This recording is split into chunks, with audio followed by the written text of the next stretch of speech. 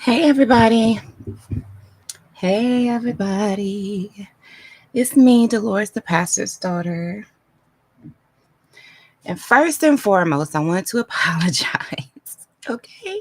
I want to apologize because I have been meaning to do this review for a few days now, and I've had to postpone on you guys twice already. Yesterday, I promised you guys that we was going to do a review of this book, and my body said no. Okay, like my body said, no, ma'am, we're not finna do it today. Okay, so I was in the bed all day yesterday. I had aches, I had migraines, and my shoulder was hurting too yesterday. I could barely like lift my arm. So I just rested for the most part and, just said, I would just come and see y'all tomorrow, if my body cooperates, and we'll get started on the review. So, you guys, we are here, okay? We are going to start the review of this book, The Hitman and the Preacher. Okay, The Hitman and the Preacher. So, we are getting ready to analyze this book.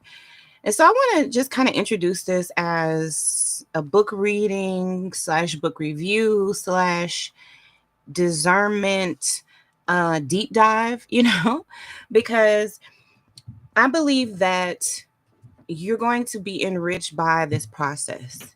Now, I'm not saying that the contents of the book are what's going to enrich you. What I'm saying is that the process is all about the process in this situation, and at least how I am presenting this information. Because my ultimate goal is for you to activate your gift of discernment and to really work that muscle. And I believe that the best way to do that is to have real life examples, real life cases where you really challenge your ability to discern and your ability to analyze, and you really just practice that muscle so that in your own life you can see the deception, the control, the manipulation, and you can kind of see how that plays out. The crazy part about it is a lot of these people, they repeat the same behaviors. You'll see a lot of the same patterns, which lends me to believe that this is a lot more spiritual than a lot of us are really willing to admit or to acknowledge. And we think that it's all a mental health issue. um and sometimes we kind of like dismiss this, what we see in front of us, the behaviors, the actions, the damage. We dismiss it because it's like it's mental health. And when we say that, there's an implication that there is nothing that we can do about it. So essentially, that gives people a get out of jail free card. It gives them an alibi. It gives them an excuse for their behavior. But if we think about things on a spiritual level, which ultimately everything is, then we start to realize that this is much deeper than we knew, right? Because things happen in the spiritual realm, and we see them playing out in the natural. And so I believe that we'll be able to see and analyze how things are playing out in the spiritual realm and how we're kind of seeing that in real life, even in the people that we love, we honor, we respect, that was there with us growing up, was instrumental in our development. And we still see that even those people that we love and respect are um, heavily demonically influenced. And and that is ultimately what it boils down to. But even when we acknowledge it for its natural sense, like it being mental illness, or in the spiritual sense being a demonic force, then like what does that exactly mean for us? What does that mean for the believer? What does that mean for the discerner? What it means is that we are smarter about how we move, how we interact with people like this. We are smarter about the things that we do, the decisions that we make, right? Because we acknowledge that there are evil forces, there are good forces in this world as well, right? And so it just is a smart way to be, to like look out for these things that could potentially harm us and harm the ones that we love, and be smarter about how we move about in the world, knowing that there are a lot of demonic forces out there, or if you want to call it mental illness, then there are a lot of mentally ill people out there. And so the best thing that you can do is to control you and use your gift of discernment to protect you and to protect the ones that you love. So this is a book reading / book review. Hold on, let me make sure you guys can hear me good. Your ability to discern. Okay. Please make sure that you like the video. And so yeah, so we're doing a book review, book reading on The Hitman and the Preacher. And you guys, this is my father here, a religious narcissist who I went no contact with in August of 2019. But yeah, there has been still a bit of a back and forth between us. And especially you can see that played out in this, in his book, which he wrote in response to my book, The Pastor's Daughter Provoked. And so let me give you let me let you see what that book looked like. So that's The Pastor's Daughter Provoked. It came out in March of 2022, I believe. And so now she's 3 years old. And my father has just released his book in response to this book. And that is the book that we will be analyzing in this book review and reading. So I want you to think about this as a case, right? We're analyzing a case, and we're going to do a deep dive into this book, a book that was written by a man who knows deception all too well. And he knows it all too well because he practiced it for years, decades. So this isn't just a reading. This is a discernment exercise. It's like a live investigation into manipulation, into half-truths, and to really rewriting history. So y'all, I got my handy dandy notebook. I've got my I've got my handy dandy steno notebook, and we're going to be taking notes as we go through this book, because we will be analyzing the book for specific things, okay? So for those of you who don't know, like I said, I wrote The Pastor's Daughter Provoked, which exposed the truth about deception and spiritual abuse. And this was deception and spiritual abuse that I endured at the hands of my father. So instead of repenting, instead of correcting, instead of even staying silent, he decided to write his own book, The Hitman and the Preacher. So some might see this as just another story. But those of us who have discernment know that every book has an agenda. Every word has a purpose. So we're not just reading, we're analyzing. We are breaking down what we see. Or we're breaking it down to see what's being said and what's not being said. And we're looking for the deception that's kind of interwoven into the story. So I wrote down a plan here of how we'll go about analyzing this book. And so from what I saw, this book has 11 chapters. And so we're going to tackle them one by one. And we'll read excerpts, then we'll pause and analyze it together. Okay. And then I'll give my breakdown, and I want to hear from y'all. Like, I want to hear the discerning message. Like, what are you getting? What are you hearing? What is your discernment telling you? So here's what we're going to be looking for. Manipulation tactics. Is the author, my father, well, okay, at least the author on paper, okay, is the author playing the victim? Is he gaslighting? Is he twisting the truth? Is he twisting narratives?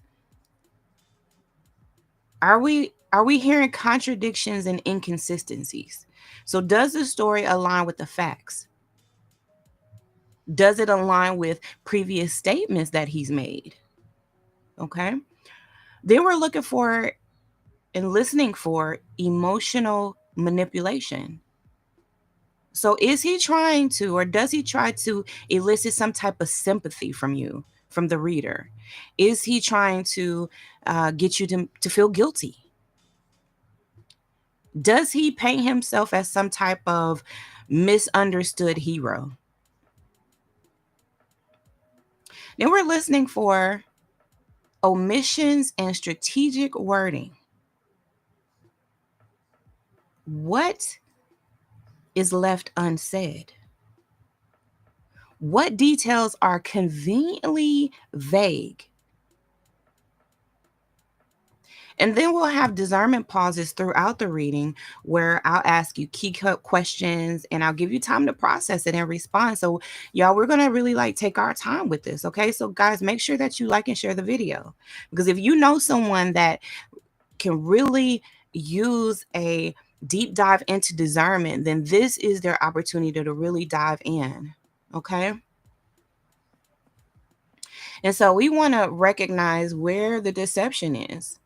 We want to know where it's showing up.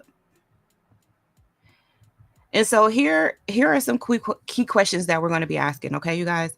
Who benefits from this version of the story? Okay?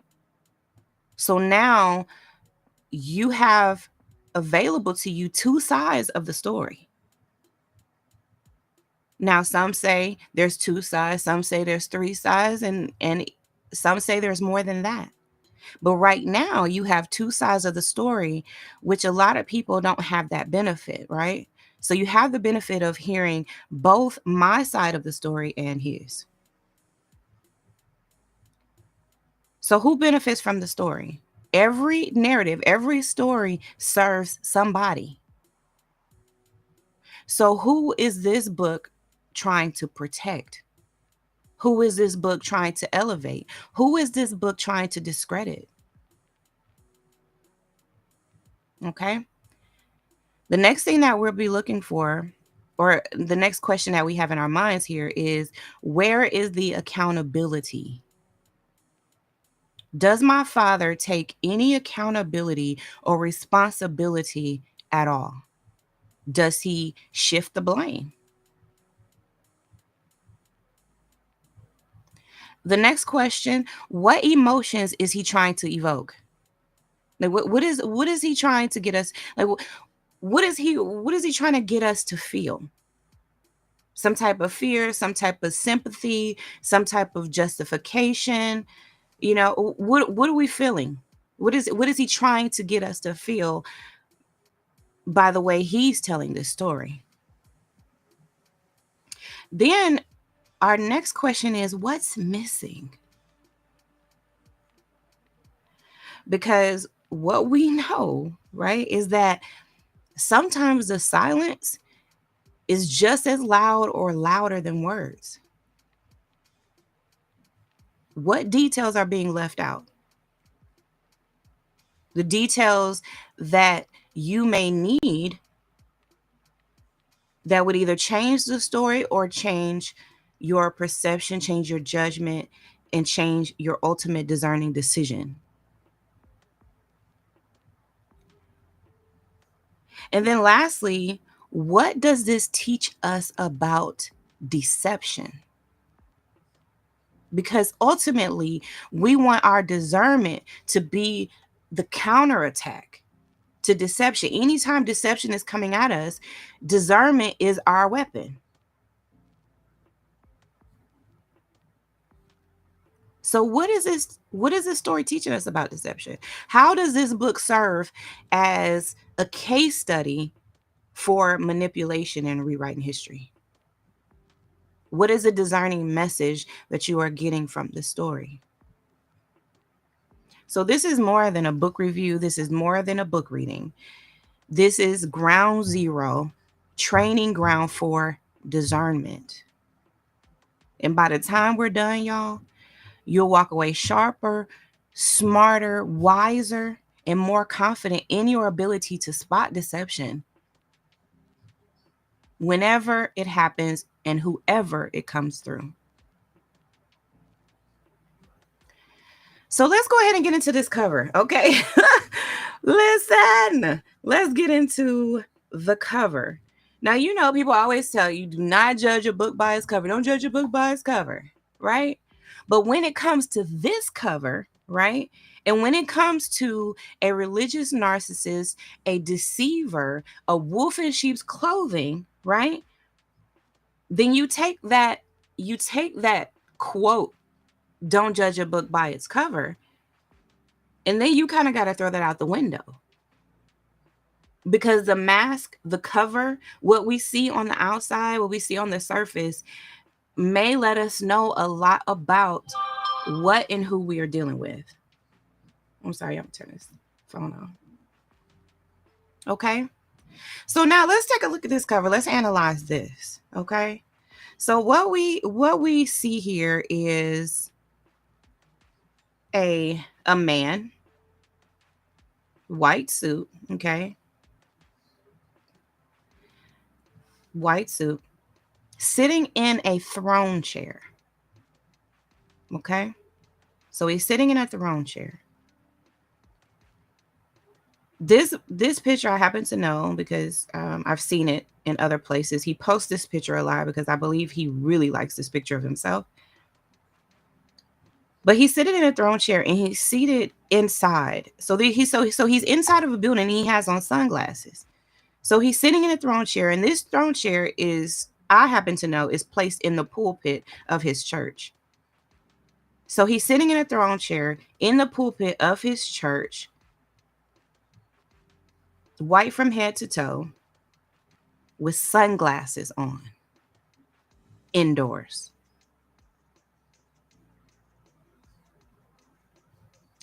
Then he has a target beside him. And so when you think about it like that, you take the whole don't judge a book by its cover trope, right? And then you think about like this cover, then you're like, hold on, let me just take a minute, let me take it all in. Let me see what I'm looking at here. Let me analyze what I'm looking at here. Okay? So let's take the throne chair, right? Let's break this down piece by piece. Okay? So the throne chair is possibly him positioning himself as some type of authority, some type of dominant ruler, central figure, king,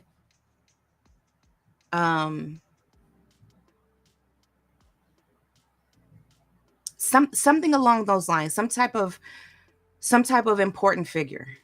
Okay? So you could possibly interpret this to be some type of assertion of power, control, maybe some sort of importance, grandiose, lavish, you know, especially when you take in the color scheme of it all. Then he's wearing the sunglasses, right? Sunglasses are typically worn outdoors, right? To protect you from bright light from the sun. So wearing them indoors conveys some type of detachment, right? It's some type of attempt to create a barrier. And you know they say that the eyes are the windows to the soul.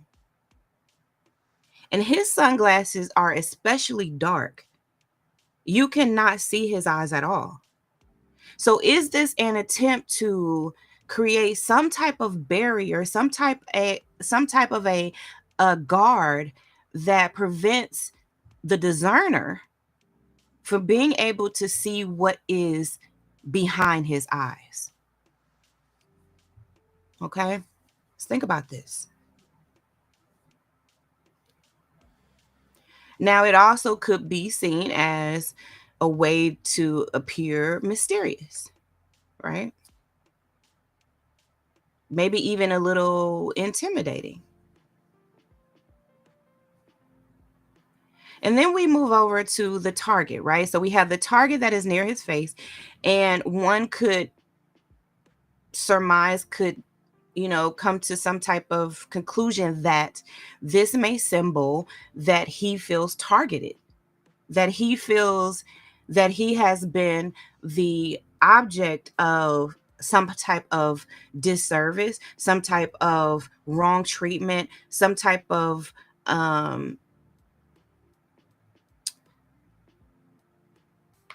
what is it? Where he has been somehow made the victim. And you have to think about a target, right? Because a target doesn't mean that um that somehow you've gotten hit by some type of crossfire, or that you were somehow unintended. No, that is a specific intention. A target is a specific intention and a focus on a specific thing or individual. So him having this target right next to him could somehow symbolize that not only is he targeted, right? Not only is he the focus of something, but he is deliberately focused. Because a target being on you means that someone is deliberately focused on you for a specific purpose. And is the purpose is usually to end you. So what is the message that he is trying to convey here by having the target partially on himself? I mean, it's on himself, right? He's got the target on himself. And it's just slightly off, which means that the target, either he wasn't the intended target because it's not on him directly. Maybe it was somebody beside him who was really the intended target.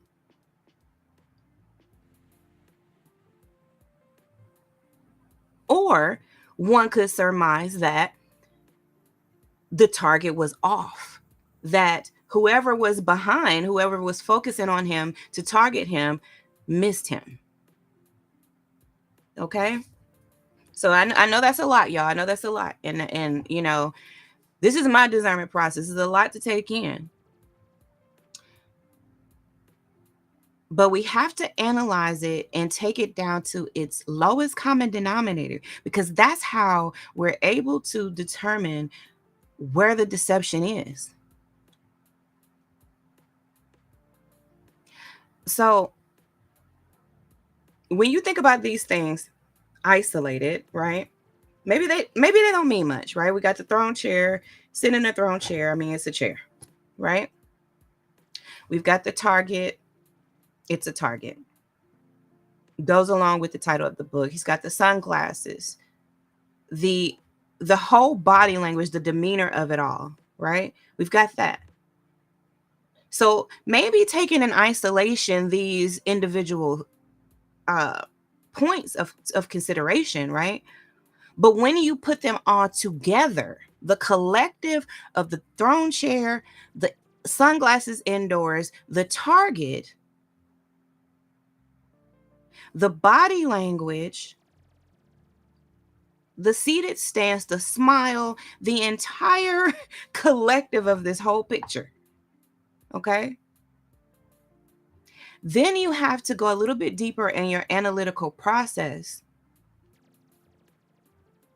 and ask yourself, is this person trying to paint a picture?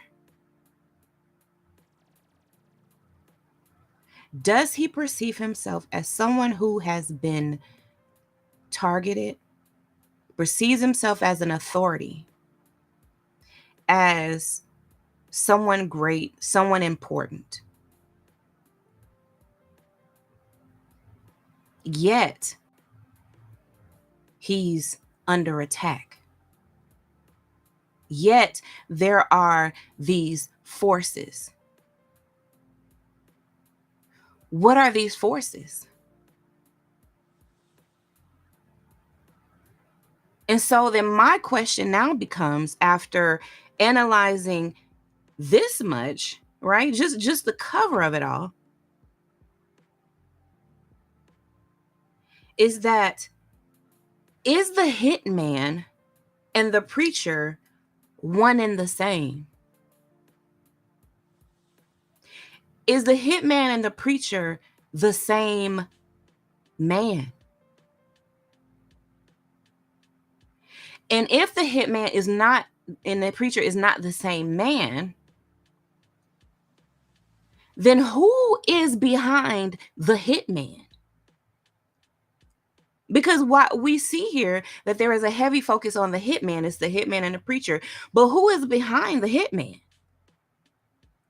Because a hitman, by everything we know about hitmen, is that these are contract killers who are there to do a specific purpose, to do a specific thing, right? Which is kill someone for a specific person who hired them to do it. But by all accounts, they have no attachment to neither who they are about to hit, you know, and the person who hired them to do the hit. So why is there this focus on the hitman instead of the employer of the hitman?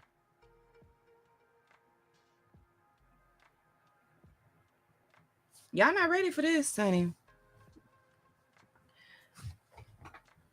Because what the deceiver did not intend for us to do, i.e., AKA my father, okay? What the deceiver, my father, did not intend for us to do is break it down to the lowest common denominator. And I believe, this is my prediction, that we will see that the lowest common denominator is this man right here on the screen. That it all is going to, it's all going to add up, okay? It's all going to come right back down to him.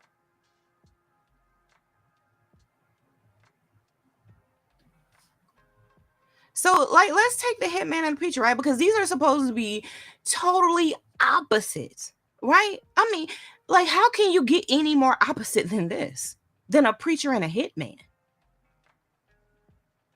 So then, like, my juices get to going. Like, I get a little curious about it, right? And I'm just like, well, hold on.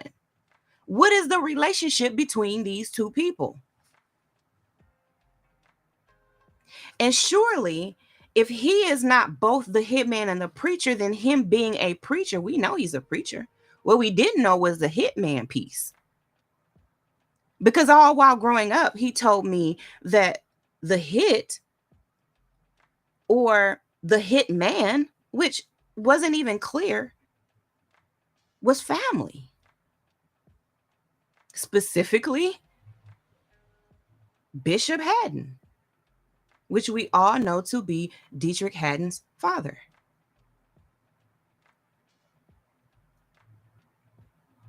So these are two seemingly totally different individuals, right? We have the hitman and the preacher. So it almost is like there is a suggestion in the title that either he is both the hitman and the preacher, and that possibly this is an attempt to seek redemption, maybe from his past life of being a hitman. And that maybe there's this internal conflict within him between his morality, his faith, his identity, and maybe his true character.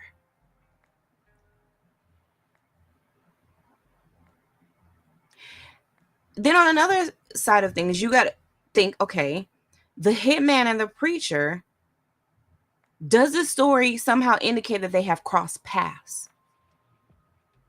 that maybe they have somehow influenced each other's lives in some unexpected ways.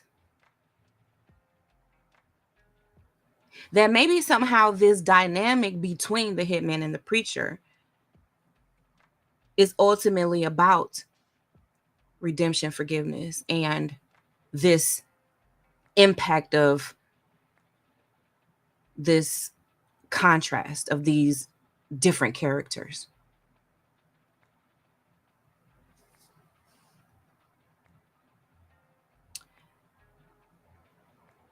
And so now then, okay, because I'm a designer, y'all. So I take this, like I told you, I'm taking it down to the lowest common denominator, right?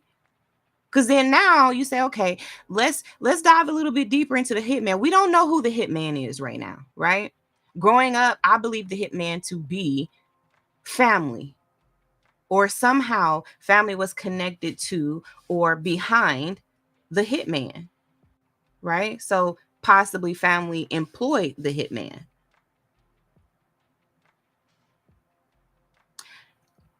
But the fact that this story is more focused on the hitman as opposed to who is behind the hitman leads me to believe that there is no actual attempt at redemption, at vindication, at justice, as at reconciliation, at the truth coming out just for the sake of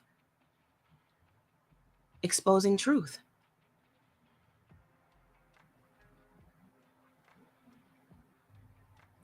So then we think about the hitman more, right? And I told you the hitman is not someone who is attached to the person that they have the hit on, right? By all accounts, you've never seen anywhere in any movie where the hitman knew the person, originally,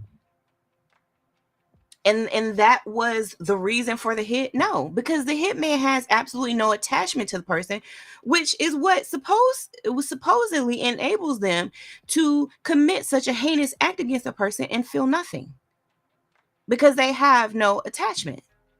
But the person who is behind the hitman is the one who has the motives, has the attachment, has the reason. They're the one. So why is he focused on the hitman when the hitman supposedly, if this is a different individual, has absolutely no attachment and no reason, no motive other than money to go after my father? So how is this a story of redemption, of these two individuals being at odds for decades, right? Because this storyline went on for decades of my life. So you'd have to say, right, that how did the hitman and the preacher somehow cross paths? Why is the hitman the focus instead of the employer of the hitman?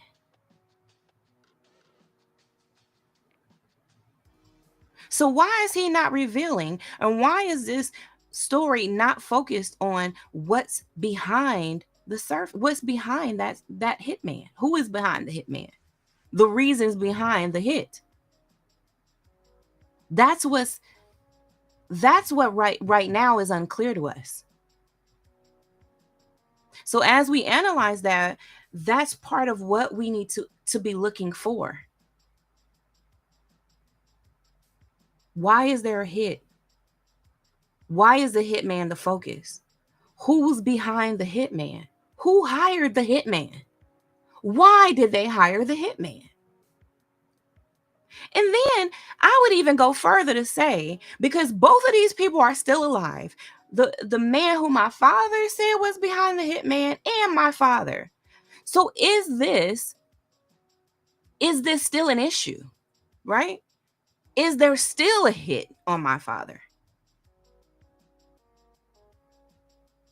Because now Since he wrote a book and he's talking about the hitman and the preacher, is this an expose to who is truly behind the hit?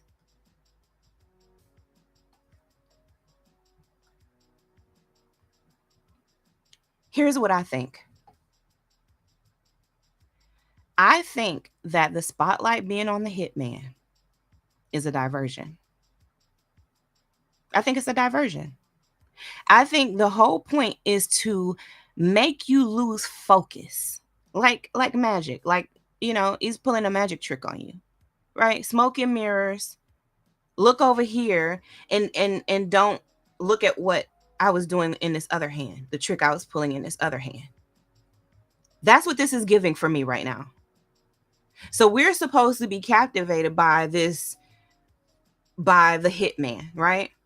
And somehow the preacher still being alive, still being well, all of his kids are alive, his wife is alive. So nobody got killed in this whole story, right? By all accounts, nobody got killed. So is this story an effort to appear that my father is some type of hero that against all odds, that against a hitman following him all over the world, that somehow he was able to preach the gospel, save souls, raise 5 kids, be a husband to 1 wife, and take his kids to Germany twice and bring them back twice and do all the things? Is this an effort for him to appear to be a hero even though he was a villain? That even though this target was on him,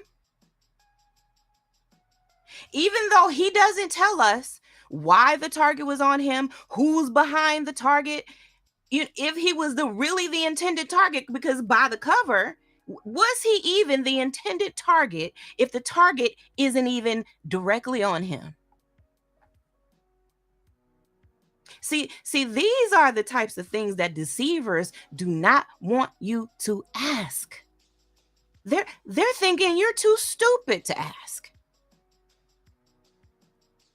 That you are none the wiser than to look at this book and look at this cover, because he really don't care if you read it, honey. Okay? He really doesn't care if you read it.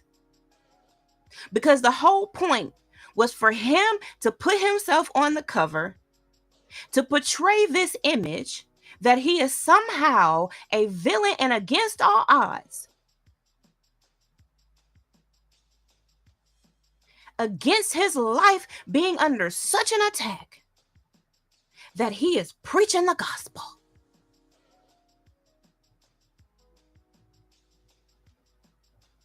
Think about it. He doesn't even really promote the book. He promotes the picture. He promotes the image. He promotes the deception. He don't care if you read this book. He doesn't talk about this book in his sermons. This is not a story of redemption by no means, because this would be preach worthy, right? A man, right, who is under such pressure that his life and the life of his wife and the life of 5 children are under attack. And through it all, he stayed faithful to God. Is y'all buying this? And I don't mean like literally buying the book, I mean, like, are y'all buying the story? Are y'all falling for this? Absolutely freaking not. We are not falling for this. So as we continue, as we assess the content, right? And we're going to get into the actual reading. For this video, I'm going to take you all through the beginning of the book, before we get to chapter 1, and then we are going to go chapter by chapter. But I want us to think about the possible motives, right? Think about how we're going to assess this content, and then think about any further questions or considerations that we may have, okay? So first, this is what I want us to consider. And you guys, let me know in the chat if there are some things that I've left out, that we need to consider here. One, we need to consider if the motivation behind this is to distract. Okay? To distract. By centering the story on the hitman, is there an attempt to shift the focus?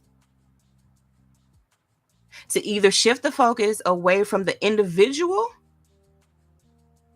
the issues at hand, the real story, okay?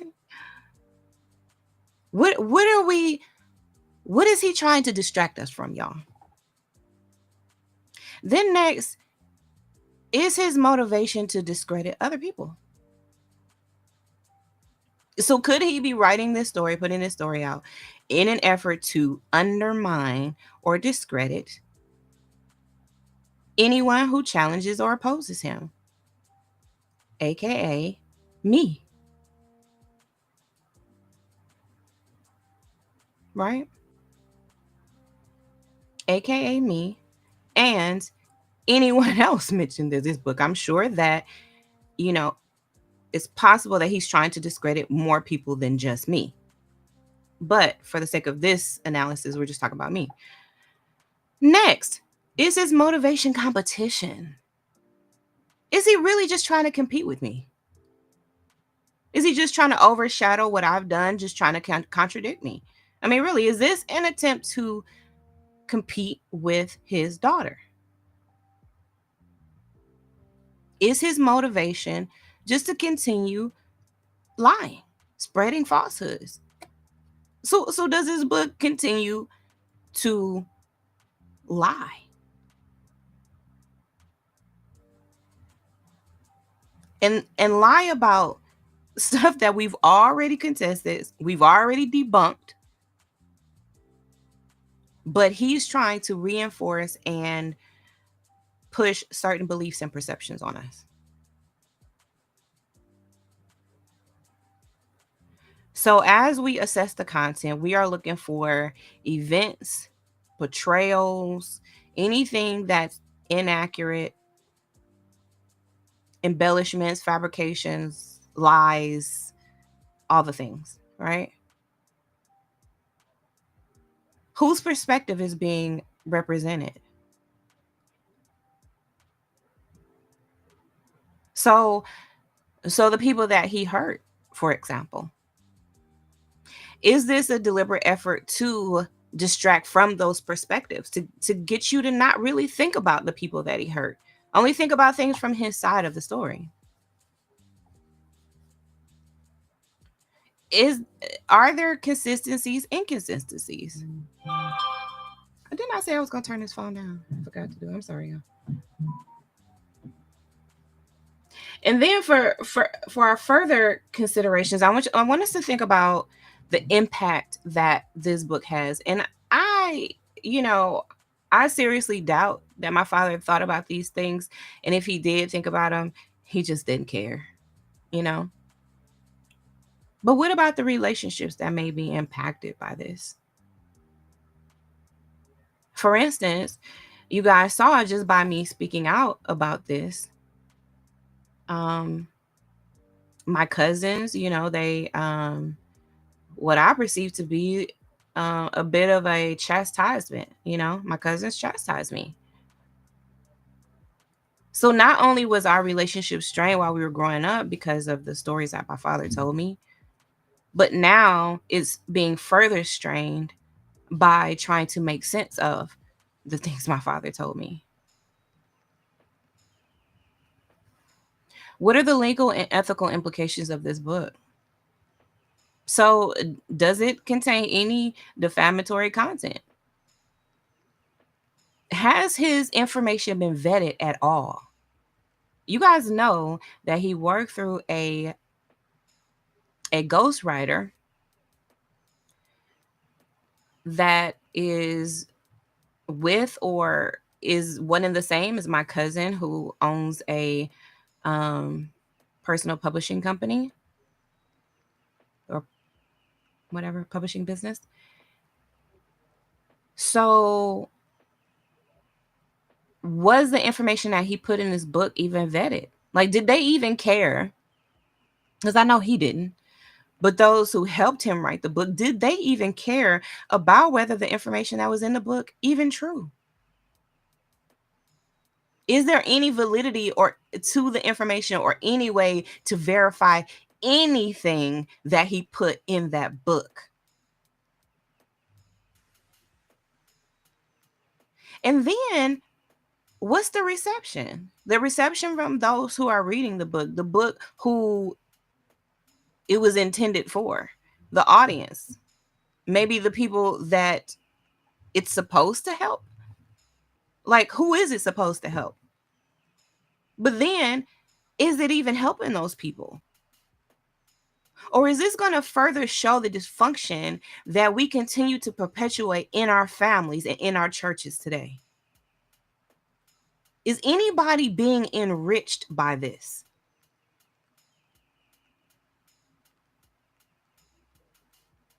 So I don't believe for one second that my father's motives were to expose, educate, and heal.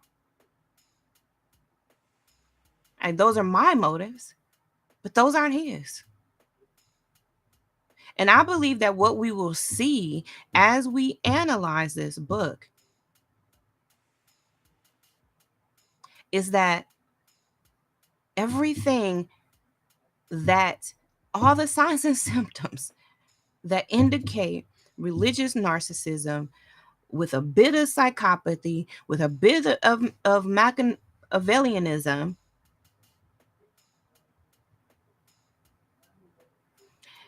and probably some other things, right?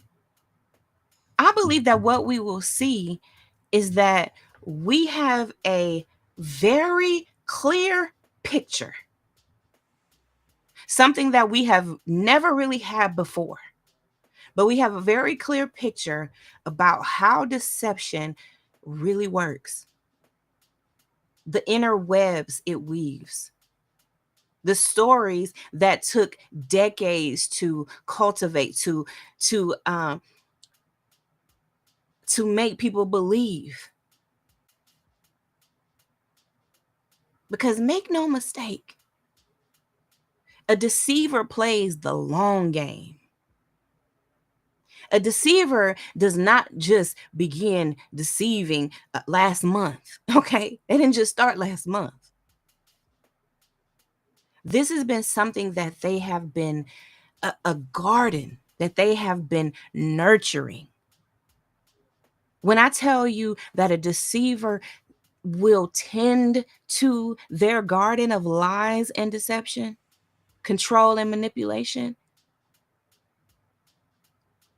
the best farmer, best gardener you will ever see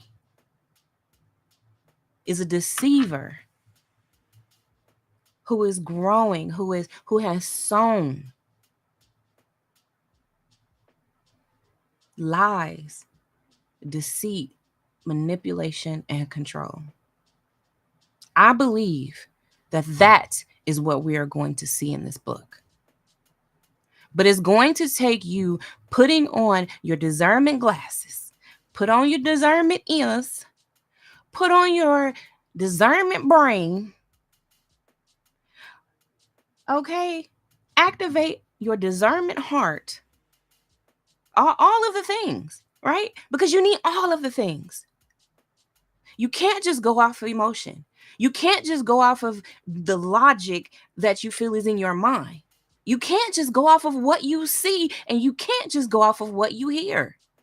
You have to use all of the tools that are in your discernment toolbox. That's what it's going to take. because your eyes can deceive you, your ears can deceive you, your emotions can deceive you. But when you ask God to activate all of those senses, when you say, God, make my senses on point where I can discern these things, I can hear and I can see and I can feel and I can think and I can know what I'm dealing with. We are given a rare opportunity here with this book, y'all. I really believe that by the time we are even done reading this book, and even more so as we deep dive into discernment, that we are going to be undeceivable. Do you hear me? Undeceivable. Is that even a word? It's about to be, if it's not already. Undeceivable. But you can't get there without discernment. And you can't get there without activating discernment. You've got to activate and you've got to work that muscle. And I'm here to help you do that. And we're going to do it by application, real life scenarios, real life cases, real life people. So I'm going to end the stream here. Like I said, y'all, we are doing a deep dive, okay? Deep dive into discernment by analyzing and dissecting this book, The Hitman and the Preacher. And we have this rare opportunity because I've already written a book about my father. So to hear his response will give you all a very good picture on both sides of the story. Okay? So that it can be easier for you to make a discerning decision. I'm not trying to convince you to be on my side of things or to be on his. What I'm trying to convince you to do is activate your gift of discernment. And whatever decision you make, we can all be comfortable and we can all rest assured that you made the best decision possible because you used discernment. So I will be back and wait. Wait a minute. We're just gonna skim through the first parts of the book. Hitman and Preacher title page, copyright page. Nothing alarming here. All right, nothing alarming here. And then we go right on into the acknowledgments. Now, I will end the video here with the acknowledgments, and I'm going to pick the next video right back up with the acknowledgments, okay? Because I'm going to read it to you, and in the next video, I'm going to break it down to you, okay? So we're going to break it down. I told you line by line, y'all. We're breaking it down to the lowest common denominator. Acknowledgments. I want to thank the person who played a crucial role in making this book happen. Big thanks to Joyce Haddon. Remember the name.